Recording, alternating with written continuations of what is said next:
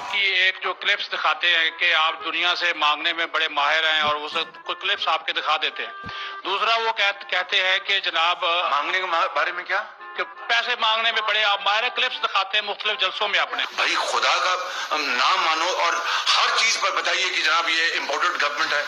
अब imported government है तो फिर रूस के सदर पुतिन मुझे इस तरह अपना पुर्तबाग तरीके से क्यों मिलता है? मुझे तो चोर डाकू कहते हो, ये कितनी इज्जत की बात है। दोस्तों आज एक नया कट्टा खुल गया है। हमारे मुल्क की नालायक ना अहल शान शहबाज शरीफ जहां भी जाते हैं मुल्क पाकिस्तान की बेइज्जती और सर नीचा करवाते हैं। ये वो सियासी लीडर है जिसकी दिमागी हालत बच्चों जैसी है, जो वक्तन फवक्तन हंसने का मौका देते रहते हैं। आज एक वीडियो सोशल मीडिया पर बहुत वायरल हो रही है। शहबाज शरीफ पैंट शर्ट पहनकर चीन की मुनक्कद की गई तकरीब में शामिल हुआ तो ये एक साइड पर ऐसे सहम कर खड़ा था जैसे चूहा बिल्ली को देखकर सहम जाता है। मस्ती काने